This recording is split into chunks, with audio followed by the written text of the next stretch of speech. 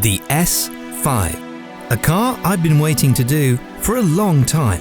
And there's a reason for that, because many journalists have said many confusing things about it, and I want to see if they're true. So I'm going to take this muscular, beautifully engineered £61,000 car and find out, is it just about fashion and desirability, or is this one of the most dynamic cars they make? Let's talk about the driving first. This is a V6 3-litre engine, 500 Newton meters of torque, twin scroll turbo, 0 to 60, 4.7 seconds with 354 horsepower. Add all that up, add in a lightweight chassis, you end up with a car that you're going to want a lot.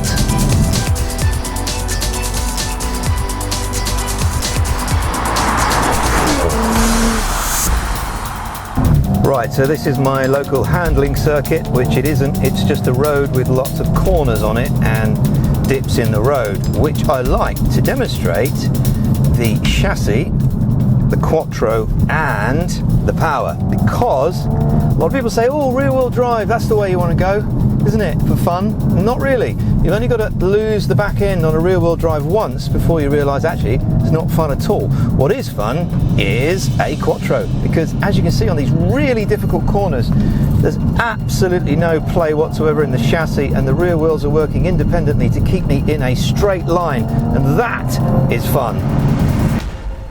Now, I know I'm spending your money for you, but I also like the dynamic steering, because you only need 2 full turns of the wheel to get full lock, which I like for 3-point turns.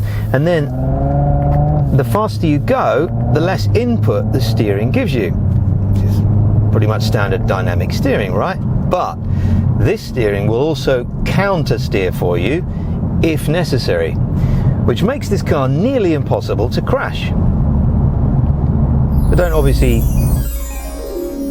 At that point, I pulled over in a nearby village to check some of the options, and as I sat perusing them, I found myself wondering how good the S5 might be without the options I had. I had the S suspension with damper control, which you'll need, the Sports Diff we tested earlier, you might not, along with the B&O sound system. One thing I did find myself using a lot though was something called Driving Assistant Pack Tour.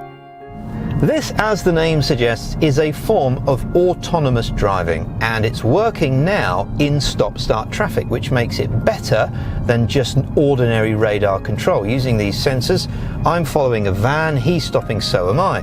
Theoretically then, this system means that I could travel from one side of a busy city to another in stop-start traffic without doing anything but steering. Right, having filled up with fuel, time for some important numbers. Road tax firstly, that's £220. Company car tax, £114 a month. Consumption on the motorway was 36 mpg and in town 26. And it was also in town that I noted how quiet the S5 was, and also something else. Until now, I've never really been a massive fan of the Audi navigation, but here I'm really liking it because there are 3 maps you can choose from if you don't like one of them. Plus, if you've got Apple CarPlay, you've got 4 types of maps. I'm using Google Earth, which you can access using voice, and it comes up on the screen and on the virtual cockpit. But it also works in a very intuitive way, like a mind reader. So for example, you should try this, because if I click nav, the first thing it says is, where would you like to go? So I'm going to say Tesco, because I know there's a Tesco nearby, but I don't exactly know where. So I'm going to put a T in.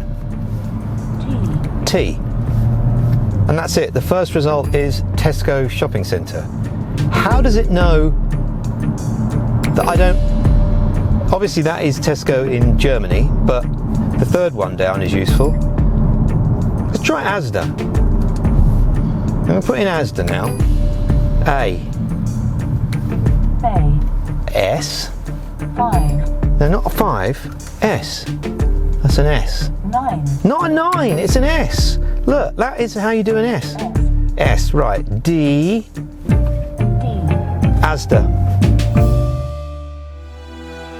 Yep, and as many hours passed, I did try every single supermarket and all of them were recognised. I know. Still, it was time to move on and think about those journalists and what they said. Because to me it didn't make sense. Because this car is dynamic, is a driver's car, and is exciting. And I know what you're thinking. You're thinking at this point, well, that guy's clearly had a big cheque written to him from Audi to say nothing but nice things about the S5. And they wouldn't do that. And that's why now I have to tell you all the negative things about the S5. Which is a challenge because actually there aren't any. It is really that brilliant. Is that what we agreed, mate? Oh, is that for me?